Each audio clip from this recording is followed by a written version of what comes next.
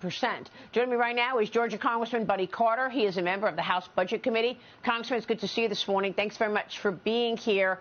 How did you vote? And tell us the work ahead. Well, first of all, I supported the continuing resolution.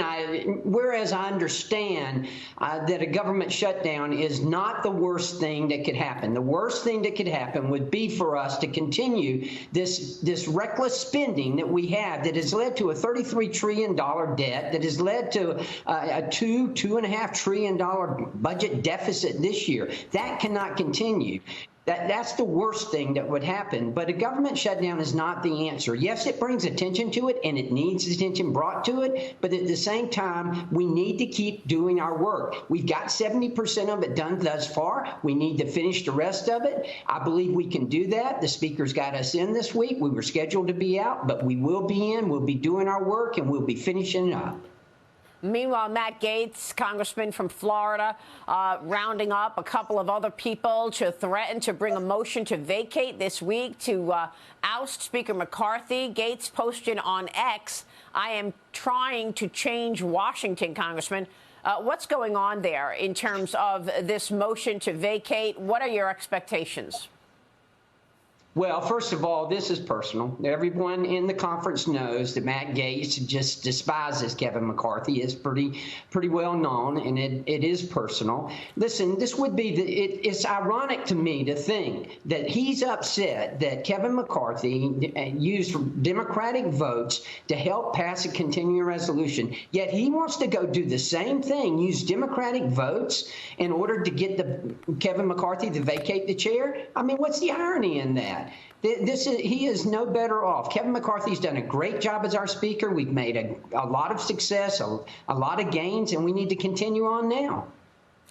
What about the drama over the weekend with Democrats trying to stall the continuing resolution? I mean, New York Congressman Jamal Bowman is apologizing this morning after being caught on camera pulling a fire alarm before the House could vote on the short-term government funding bill.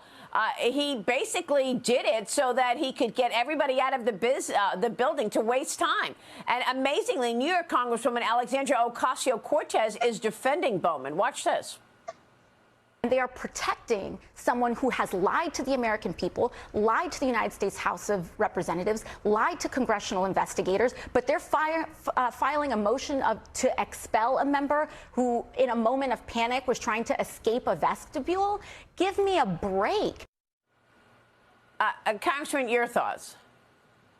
I'm not surprised. Are any of us naive enough to believe that he thought that that would open the door? I mean, this is obviously an obstruction of Congress. He should be prosecuted, just like anyone else who was at the Capitol who had tried to do this should be prosecuted. He is no more above anyone else who would have done it. And his actions here, they should have consequences. There's no question about that. And where AOC is getting this from is ridiculous. I mean, it really is ridiculous. What, he thought that if he pulled the fire alarm, that would buy him time? You know, I'm going to admit something right now. We've got some characters in Congress, and it wouldn't surprise me if there were some who actually believed that. But at the same time, look, he knew what he was doing. He was trying to hold up the process. He was trying to obstruct Congress, and that is a criminal activity. He should be prosecuted for it. All right. We also want to play the sound from President Biden addressing the current House's impeachment inquiry underway. Here's what the president said about that. Watch. The Speaker's made a terrible bargain. In order to keep the speakership, he's willing to do things that I think he knows are inconsistent with constitutional processes. Congressman, what exactly is he talking about? Who knows what he's talking about? If he's talking about the impeachment inquiries, then he's absolutely wrong. Look, what we're doing in the impeachment inquiries is right. It is evidence-based, it is logical, and it is constitutionally required. We in Congress have the responsibility of following up on these things. Remember, these are not articles of impeachment yet. They are only in the inquiry.